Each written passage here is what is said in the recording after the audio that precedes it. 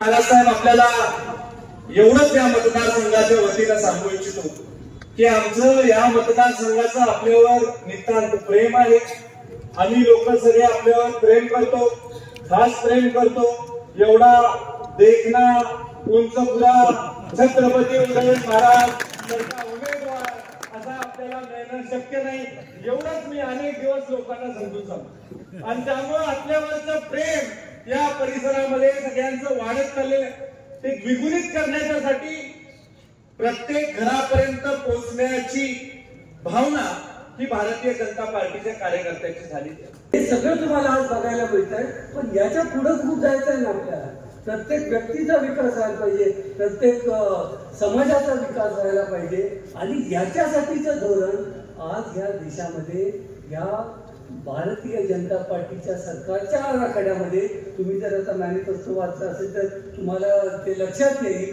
आणि जे आता गॅरंटी उगाच दिली जात नाही, गॅरंटी दिली जाते म्हणजे केवढं धाडस लागतं। मी मोदीजींचं भाषण वाचलं ऐकलं असेल तर त्याच्यात तुम्हाला लक्षात येईल की ते म्हणतात गॅरंटी द्यायला धाडस लागतं, कारण ते पूर्ण करून द्यावं लागतं आपल्याला। आणि तो संकल्प आज भारतीय जनता पार्टीने घेतलेला आहे। सर्व मान्यवरांच्या वतीने आणि माझ्या समोर उपस्थित आपण सर्व लोकशाहीच्या राजांच्या वतीने छत्रपती शिवाजी महाराजांना विनम्र अभिवादन करतो। आणि आज या अतुल आणि बाबा आणि माझ्या विनंतीला मान देऊन आपण सर्वजण वेळात वेळ काढून आपण या ठिकाणी आलात त्याबद्दल मी आपलं मनापासून दोघांच्या वतीने स्वागत करतो। आपला बहुमोल वेळ खर्च करून आल्याबद्दल आपले मनापासून आभारी मानतो। व्यासपीठावरती उपस्थित असलेले आदरणीय आपण सगळ्यांचे लाडके सुरेश बाबा, माननीय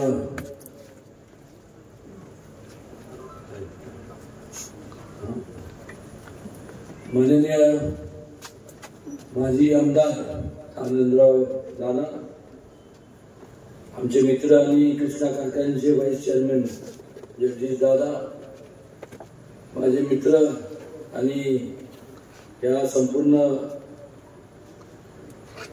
कराड नगरीचे माजी उपनगराध्यक्ष राजेंद्र सिंग यादव, नुकतंच सुरेश बाबांच्या अगोदर ज्यांनी भाषण केलं असे आपल्या सगळ्यांचे लाडके आताचे लोकसभेचे प्रभारी आणि उद्याचे या मतदारसंघाचे भावी आमदार अतुल बाबा,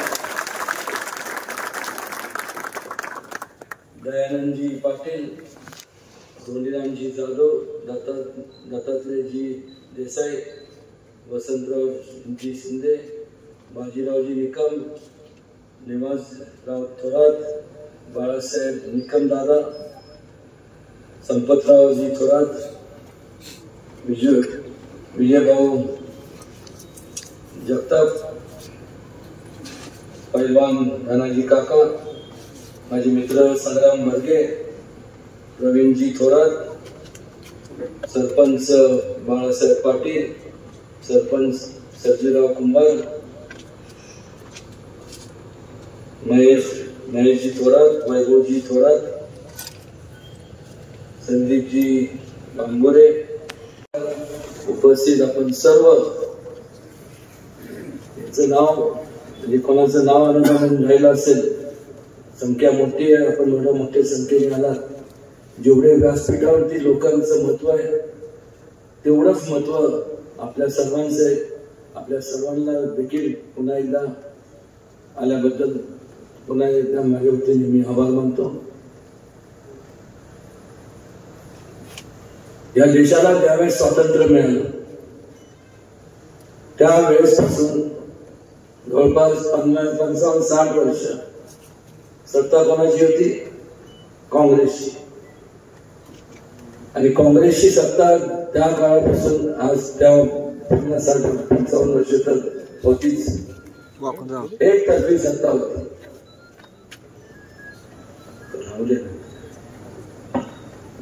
मागं म्हणजे तिकडे नेऊन ठेवतो म्हणजे मी बोललोच नाही. तू राहून दे, तू नको काळजी कर, नाहीतर तू येऊन आपल्या इकडे मी पुढे जाते तो मागं. तुला समोरची उमेदवारी सुपारी बिपारी दिली नाही थांब जरा दया कर माझ्यावरती. जनता पक्षाचे म्हणजे अटल बिहारी वाजपेयी आणि लालकृष्ण अडवाणींची दोन असतात, एका बाजूला अख्खं संपूर्ण, एका बाजूला दोन. मग दोन वरनं एवढं असं परिवर्तन का घडलं की आज या देशातला सगळ्यात मोठा पक्ष म्हणून भारतीय जनता पक्षाकडे पाहिलं जातं. केवळ देशात नाही तर अख्ख्या जगभरात सगळ्यात मोठ्या पक्ष म्हणून भारतीय जनता पक्षाकडे बघितलं जातं. असं काय घडलं आपल्याला काय सांगतो. या 50-55 वर्षाच्या कालावधीमध्ये घोषणा झाल्या. घोषणा तर एवढं चांगलं झालं पण त्या अंमलात आणण्याचं काम झालं नाही. गरिबी हटाव, जय जवान जय किसान घोषणा चांगलं आहे पण ते किती त्याच्यात तुम्ही किती त्याचा विचार केला, किती त्याच्यात वस्तुस्थितीत किती त्याच्यात तुम्ही जीव किती काम केलं. गरीबच राहिलं. निवडणुकीचा काळ आला की मग प्रत्येक जण येणार आणि सांगणार बेंबीच्या डेटापासून की तळागाळातल्या लोकांसाठी आपल्याला असं करायचंय, तसं करायचंय, हे करायचंय, ते करायचंय, ते करायचंय. एवढं कळकळीने बोलणार की समोर बसलेले सर्व आपल्यासारखे सर्व असंख्याचे लोकशाहीतले राजा लोक विचार करतात की नाही तळमळीने बोलते म्हणल्यानंतर काहीतरी असणार. काय असणार भविष्य तर काय मी सांगू शकत नाही. पण माग जेव्हा आपण म्हणून बघतो की बाबा या एखाद्या व्यक्तीला आपण सांगतो की बाबा हा असा आहे तो तसा आहे तो असं आहे, ठीक आहे.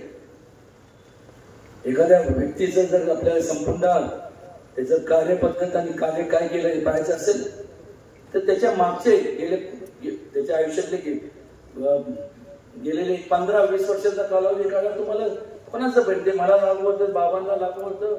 एकदा त्यांना माहित होतं की पर्याय नाही नसल्यामुळं कुठं जाणार हे लोक, कुठं जाणार नक्की. तर मग आमच्याकडे येणार, नाहीतर मग गरीब गप बसतील. हे मी बोलतोय ते खरं आहे का खोटं आहे मला सांगा. आपण हो का नाही सांगा ना, खरं आहे की नाही. मग माणसं विचार कधी करायला लागले ज्यावेळेस मीडिया आला.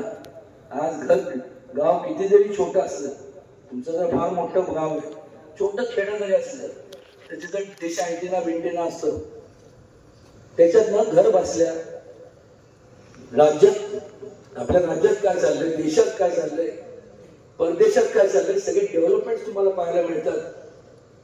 एक विचार वैचारिक आपली सगळ्यांची व्यापकता आहे त्याच्यात भर पडणार. आपले विचार व्यापक झाले मग आपण माणूस विचार करतो की त्यावेळेस संपूर्ण हिने जर केलं असतं तर आज या ठिकाणी जे वडीलधारी मंडळी आहे मला सांगा एक त्या काळात जर ह्या लोकांनी काँग्रेसने जर व्यवस्थित योजना राबवल्या असत्या लोकांच्या हिताच्या तर आज तुम्ही सुद्धा कुठल्या वेगळ्या उंचीवर असतात.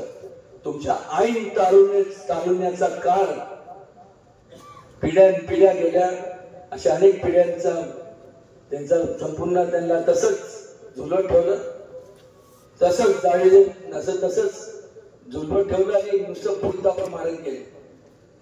वाटत प्रत्येकाला वाटतं ते त्या वयात.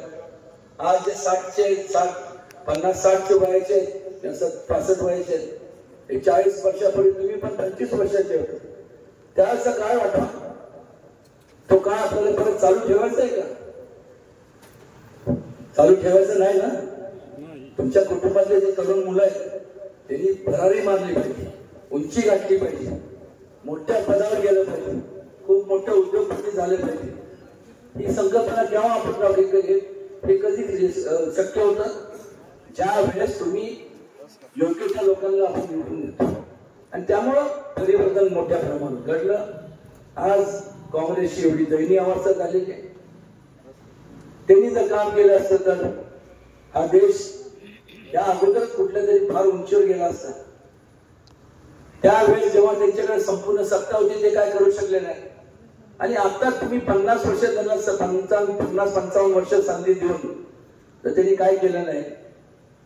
पुन्हा त्यांना संधी देऊन मला सांगा त्यांच्या आताची परिस्थिती पाहता त्या पक्षाची आणि ते त्यांच्या मित्र पक्षाची म्हणजे महाविकास आघाडीची काय अपेक्षा करायची त्यांच्याकडनं. फक्त आपल्या विरोधासाठी विरोध म्हणून आपल्याला ते करतात. कुठल्या प्रकारची नैतिकता त्यांच्याकडे की लोकांकडे जाऊन मत मागायची की मला ह्या पक्षाला मतदान करा, आम्हाला मतदान करा. काय केलं तुम्ही. नुसतं नाव ठेवणं, संविधान बदलणं, हे सगळ्याला 400 पार का तो का तुमच्याकडे तर सगळ्यात जास्त संपूर्ण मेजॉरिटी होती. 400 नाही तेव्हा सगळेचे सगळे संसद तुमचे होते. का तुम्ही केलं नाही. लोकांना ग्रहित लोकांची कुचेष्टा केली. या संपूर्ण पश्चिम महाराष्ट्रामध्ये भाषणात उल्लेख केला जात होता का नाही मला सांगा की काँग्रेस पक्षाने दगडाला शेंदूर जरी फासलं तरी लोक निवडून देतील असे भाषण व्हायचे का नाही. जोरात बोला हो का नाही तर नाही म्हणा. ही चेष्टा. ज्या लोकांनी तुमच्यावर विश्वास ठेवला या पश्चिम महाराष्ट्रामध्ये खरं तर कृष्णा खोरेसारखा महत्वाकांक्षी प्रकल्प त्यांनी हाती घ्यायला पाहिजे होता. त्यावेळेस मला अजून आठवतं मी संपूर्ण सगळ्या या भागात फिरलो आणि मी गोपीनाथ कैलासवासी आदरणीय वंदनीय गोपीनाथ मुंडे साहेब त्यावेळेस या राज्याचे उपमुख्यमंत्री होते. मी त्यांच्याकडे जाऊन बसलो. त्यांना सांगितलं की आपल्याला हे करावं लागणार. या संपूर्ण परिसरात कृष्णा घाट ठीक आहे हे ते सगळं कृष्णा नदीच्या बाजूचे गाव सोडून द्या पण बाकीचे बाकी ठिकाणी परिस्थिती बघा. सोलापूरची बघा, इकडची बघा, सातारा जिल्ह्याची बघा, बाकीचे जिल्हे सोडून सातारा जिल्ह्याची बघा काय अवस्था आहे. सांगलीमध्ये जगची परिस्थिती बघा. पाणी कुठनं देणार. पाणी जर अडवलं तर पाण्याचं आपण नियोजन करू शकतो. का काँग्रेसने केले नाही एवढी वर्ष. त्यांना गरज वाटली नाही. लोकांना तसंच ठेवायचं म्हणजे लोकांनाच आपल्यावरती अवलंबून ठेवल्यानंतर जातात कुठं. ही भावना ही थर्ड क्लास प्रवृत्ती उलट तुम्ही यांनी म्हणजे त्यांनी जर भारतीय जनता पक्षाने विचार काय केला की लोकांना सदन झालं पाहिजे, लोक कार्यरत झालं पाहिजे, शक्तिशाली झाले पाहिजे, स्वावलंबी झाले पाहिजे, स्वतःच्या पायावर उभं राहिलं पाहिजे, त्यांच्या कुटुंबाची आर्थिक उन्नती झाली पाहिजे. का उदयनराजेने एकट्याने मत्ता घेतलाय गाडीतनं फिरायचा. का तुमच्या दारात गाडी नको. प्रत्येकाला वाटतं प्रत्येकाला सुखसोय पाहिजे. एक नागरिक म्हणून जसं माझ्या अपेक्षा तेव्हा त्याचप्रमाणे त्यात संपूर्ण देशभरातल्या प्रत्येकाच्या अपेक्षा की आपलं पण आपण चांगलं जीवन जगावं. एवढा घोटाळा झाला. दुसऱ्या दिवशी, तिसऱ्या दिवशी, चौथ्या दिवशी हळूहळू लोकांनी अंगवळी पडून गेलं का नाही मला सांगा तुम्ही. काय हा लोकशाहीतला एक प्रक्रियेचा भाग आहे. नाही, हा पैसा तुमचा आहे. तुमच्या पैशाची लयलूट करायचा अधिकार कोणाला देणार नाही. आणि त्यामुळे मला सांगा निवडणुकीच्या काळाच्या अगोदर पार असं पाया म्हणजे असं पार लोकांना घालणार, पाय पकडणार आणि सांगणार तुम्हाला पण वाटलं पाहिजे पाय पडतो नंतर काय आपण थोडं काय अरे सोंगाडे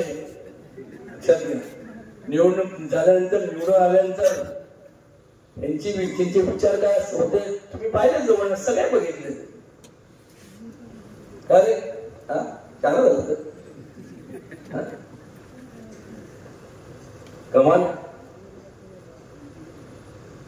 ह्या लोकांना विसर पडला की तुमच्या सगळ्या लोकशाहीतले जे राजे त्याच्यामुळं आमच्यासारखे आमदार किंवा खासदार निवडून जातात. आम्ही तुमच्यावर अवलंबून आहे, तुम्ही आमच्यावर अवलंबून नाही, एवढं लक्षात ठेवलं पाहिजे.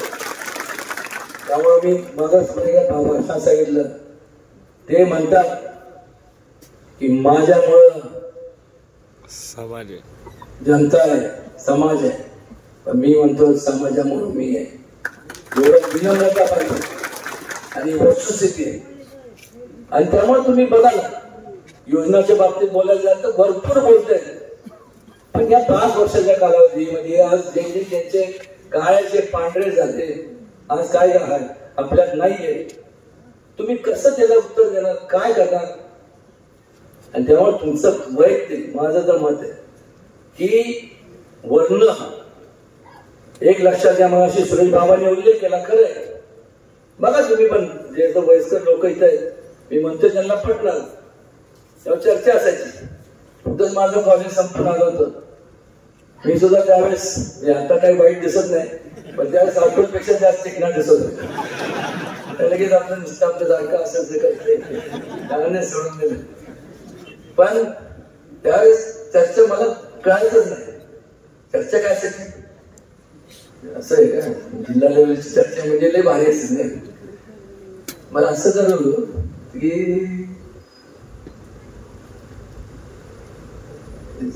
लय झालं जिल्हा पातळीवरती संपूर्ण आपल्याला ओव्हरटेक करायचं पडतंय, मग सर्वांनी ठराव करा आणि याला पाठवा खासदार की म्हणजे रिटायरमेंट.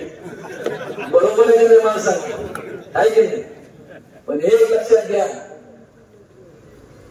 कुठे राज्यात नाहीये पैसा, जो आहे तो केंद्रात आहे. केंद्रात आज जे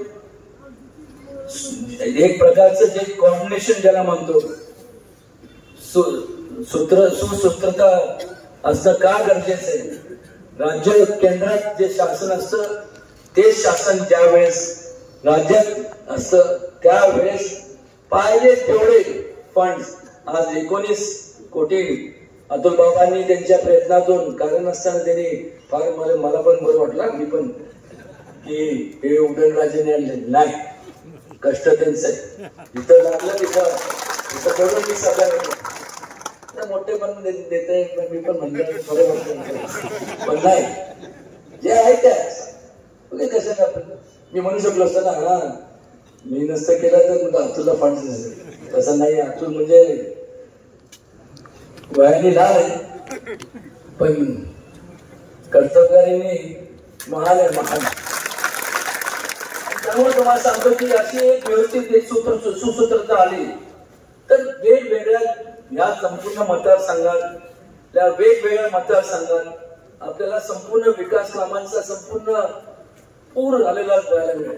त्याला आपल्यामध्ये जो विश्वास ठेवलाय त्या विश्वासाला कधी तडात जाऊन द्यायचा नाही, त्यांचा विश्वास जतन करायचं, त्यांचं संपूर्ण मनोबल वाढवायचं, त्यांच्या आर्थिक उन्नतीत वाढ कशी करता येईल, त्यांची प्रगती कशी करता येईल, या विश्वासाने विचार केल्यामुळे आज ही भरारी भारतीय जनता पार्टीने मारली एक वस्तुस्थिती. बोलायचं काय संविधानाबाबत, तर काय संविधान मला सांगा. तुम्ही बघा,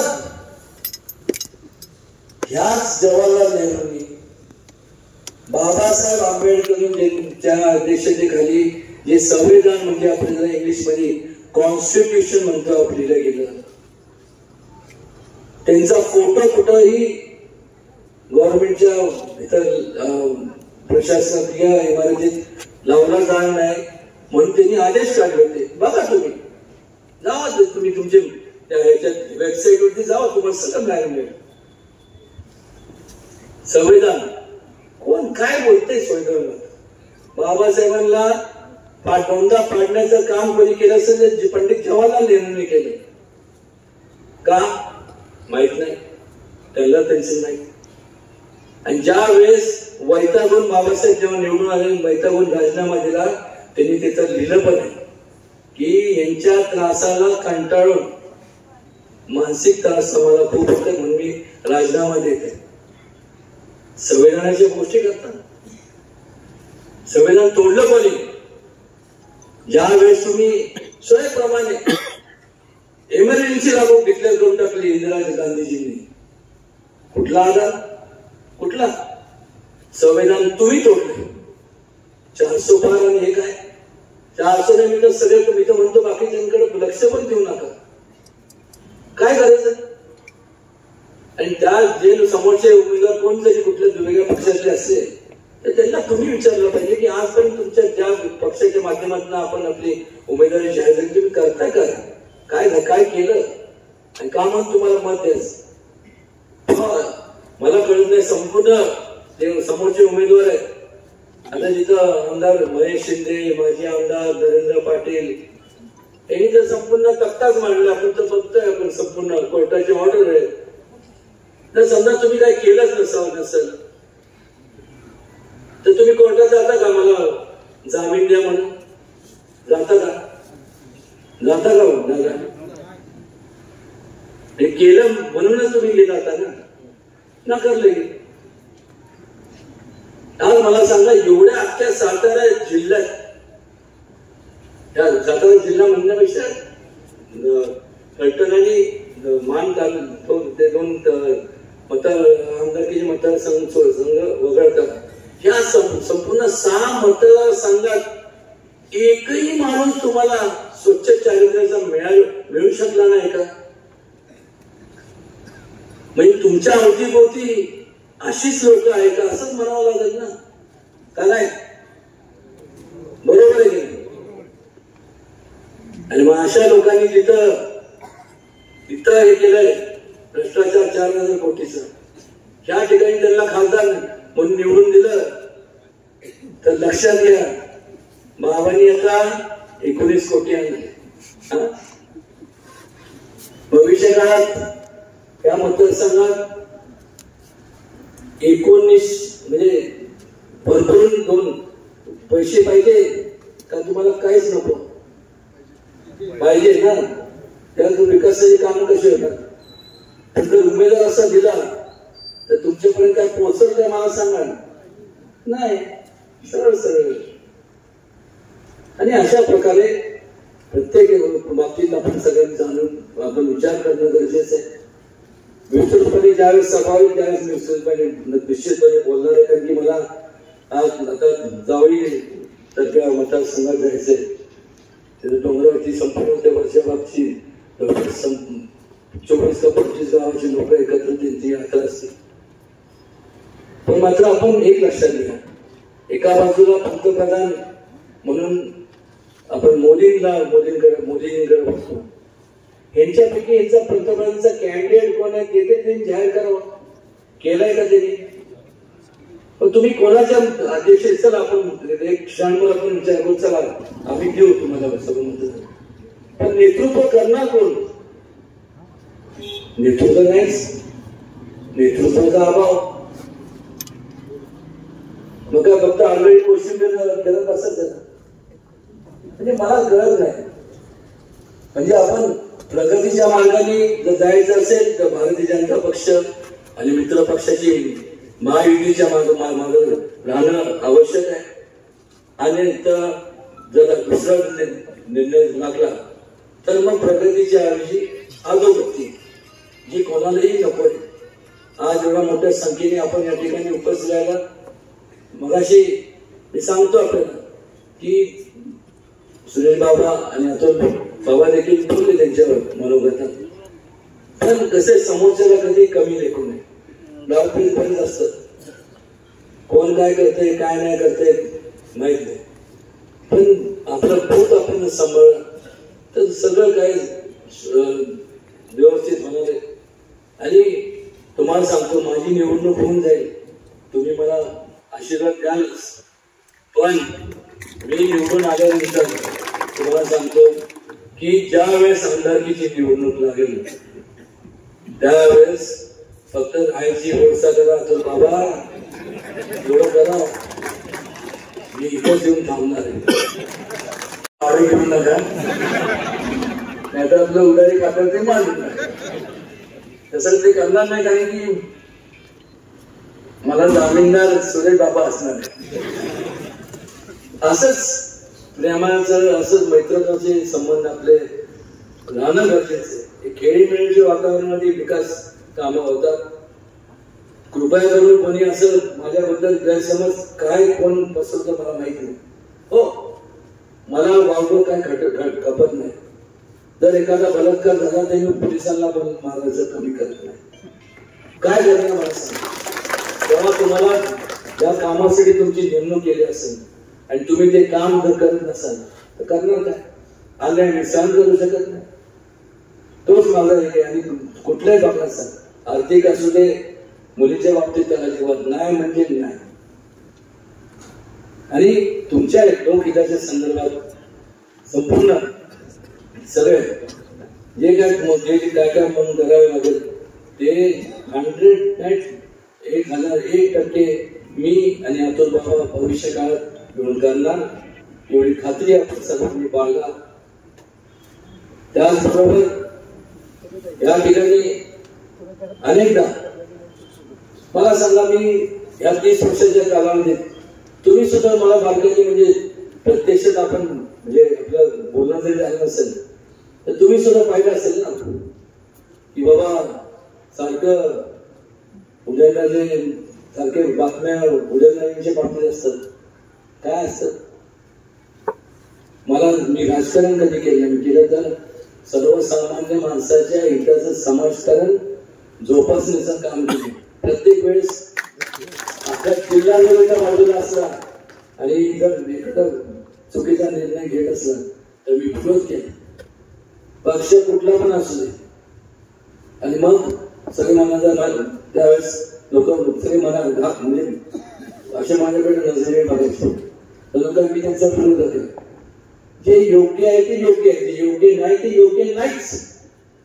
लोकहिताच्या विरोधात जर एखादं काय करत असेल तर नैतिकदृष्ट्या माझं कर्तव्य आहे की मग मी त्याला काढून आणि मग प्रत्येक जणांनी धास्ती घ्यायची. नको बाबा आले, मी आलो, चर्चा झाली असते की सगळे लोक सांगितलं चालू द्या म्हणलं, 2 मिनिटं आले माझं काम होऊन जातो, पण काय दुसरं तरी चर्चा करा ना. पण एक लक्षात घ्या, मग अनेकांनी सांगितलं तुम्ही प्रवाहाच्या विरोधात जाताय. मी म्हणलं प्रवाहाच्या विरोधात म्हणजे काय, प्रवाहाचा अर्थ काय? लोकहिताच्या विरोधात काम, हिताच्या विरोधात जर निर्णय होत असतील ते गट गुमान बघत बसायचे, त्याला विरोध करायचा नाही. का संख्याबळ जास्त आहे म्हणून तो प्रवाह नाही. म्हणलं ते प्रवाह नाहीये. जेव्हा आपण लोकांच्या हिताच्या बाबतीत विचार करतो, लोकांची बाजू मांडतो, त्याला प्रवाह म्हणतात. मी प्रवाह आहे म्हणलं ते माझ्या विरोधात आहे, त्यांनी खबरदारी घ्यावी. त्या विचारांनी प्रेरित होऊन आजपर्यंत मी काम केलं. आज आपण जे ठिकाणी जमताय ठिकठिकाणी मला सांगा, ठीक आहे का लोक म्हणताना हे ते असं कॉलर बिलर नाही, ते काय झाली माहितीये का तुम्हाला सांगतो. लोकांना वाटलं की थोडस बोलते हे दिसते, तसं नाही. म्हणजे आहे कसं एवढं पण नाही, मी काय एवढा हुशार नाही. तुम्ही मला लगेच एखादा तिथं अति विद्वान असेल तर लगेच इथं काम फिरायला गेलं होतं मित्रांबरोबर. आपलं जेवण बिवून नेलं होतं, रविवारचा दिवस होता आणि सगळे म्हणजे अहो काय गप्पा मारत हे ते म्हणले सगळ्यांच्या स्टाईल असतात. त्या हॉलिवूडच्या स्टाईल असते, बॉलिवूडची स्टाईल असते. म्हणजे तुमची काय स्टाईल म्हणजे ते पण खरं आहे. म्हणजे हॉलिवूड म्हणजे परदेशातले पिक्चर हे असते, म्हणजे कलानगरी. बॉलिवूड म्हणजे आपल्या मुंबईची.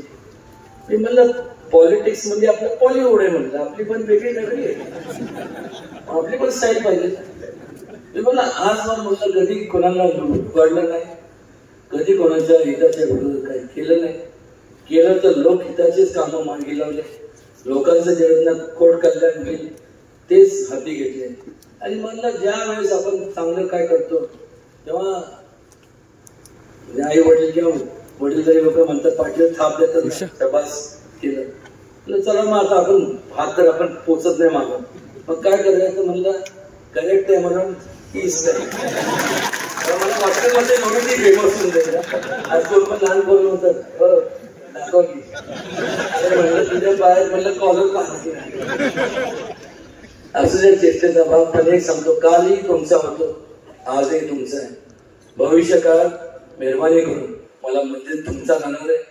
मेहरबानी करून कुठल्याही तुम्ही भेदभाव ठेवू नका. भेदभाव म्हणजे शंका ठेवू नका की आपण गेलो तर काय होणार, कसं ओळखणार का नाही. असंच एक किस्सा सांगतो. एक जण आला, ऑफिसमध्ये बसलो आला, एकदम जोरात एकदम मूड मध्ये आला. तर म्हणला बसून आला. म्हणलं बस खुर्च्या तुमच्यासाठी नाही. म्हणलं ओळखलं आता काय म्हणून नाही ओळखलं. ओळखलं तो पण अति विचार ना, ते विद्वत असे विद्वत ते असं लाभलेले असे बरेच लोक मला भेटले. त्यापैकी तो एक होता. ओळखलं हा काय काम आहे सांगा ना काय. ओळखलं खरंच. अरे म्हणलं तुझ्या पाय पडू का. म्हणलं सांग ना काय काम आहे. यार मला बाकीचे पण काम आहेत. काम जाऊन द्या माझं नाव सांगा की.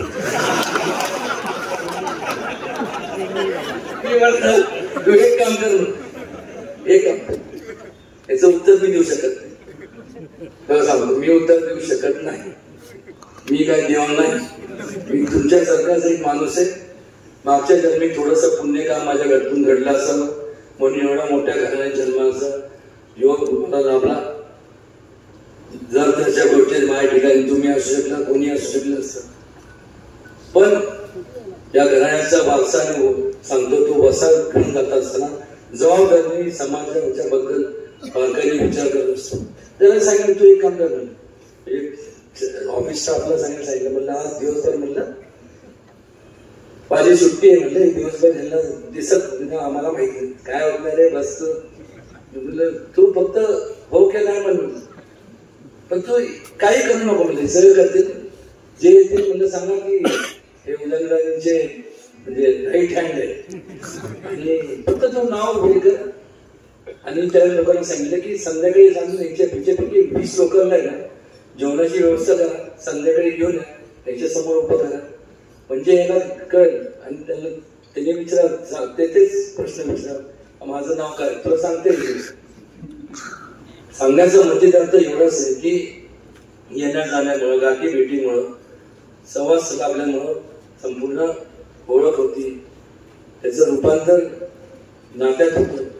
पण कुठलाही संकोच न मागता कधी केव्हाही आपण या. तो वाडा म्हणजे आमचा वाडा नाही. छत्रपती शिवाजी महाराजांना त्या काळात जे मावळे भेटले त्यांचे मित्र मंडळी जे होते त्यांची मूलबद्ध जे होते तर त्यांच्यामुळे स्वराज्याची स्थापना झाली. त्यामुळे माझा जेवढा त्या वाड्यावरती अधिकार आहे तेवढाच तुमच्या सर्वांचा अधिकार त्या वाड्यावर विनम्रपणे मला सांगायचं वाटतं. कधी आपण या ठिकाणी कराडला जास्तीत जास्त आता भविष्यकाळात भेट द्यायचं देणाऱ्या नाही. मधल्या काळात खूप अडचणी येत होत्या. आडवाडीचं खूप येत होतं आणि त्यामुळे कंटाळलो. मला सांगायचं राजकारण या ठिकाणी साधं म्हणजे ग्रामपंचायत सरपंच उपसरपंच नाही मोठे झाले. ग्रामपंचायत सदस्य जरी कोण राजीनामा द्यायला सांगितलं तर तो काय म्हणतो पाहुणे आले तर आलो सापडतं का. सापडत नाही ना. ते असं झालं. तिकडे काय बस्ता बांधायला जायचं बघू नंतर पहिल्या 3 महिन्यात खासदारकीचा राजीनामा देणं हे उगीच होत नाही. आणि ते काय होतं जेव्हा मानसिकरित्या आपण तयारी करतो की बस झालं. आणि त्या मानसिकता माझी अशी बिघडली होती कारण की मला उज्जवल डोळ्यात दिसत होतं की काय चाललंय काय नाही. म्हणलं जर आपण त्यांच्या बरोबर राहिलो तर आपण त्यांच्यात आणि आपल्यात काय फरक आहे. आणि मग त्यांनी जर केलं आणि आपण जर गप्प बसलो तर आपण सुद्धा त्याला आपलं सुद्धा त्या चुकीच्या गोष्टींना आपला होकार आहे असंच त्याचा अर्थ होतो ना. आणि मन माझ्यामध्ये त्यामुळे माझं मत तुमचं मत हे महत्वाचं आहेच. पण तुमच्या त्या मतदान करणाऱ्या त्या मतापेक्षा तुमच्या सगळ्यांचं जे वैचारिक मत आहे तुमच्या सगळ्यांचे विचार आहेत विकासाच्या बाबतीत ते त्याच्यापेक्षा माझ्याकरता जास्त लाख मोलाचे हे आवर्जून या ठिकाणी सांगायचं वाटतं. आणि पुन्हा एकदा वेळ बराच झालेला आहे आणि मला लांब जायचंय. मी आपली मनापासून संपूर्ण जे या सभेचं नियोजन केलं सर्व संयोजक मंडळांचं, सर्व आपण या परिसरातून पंचक्रोशीतनं आले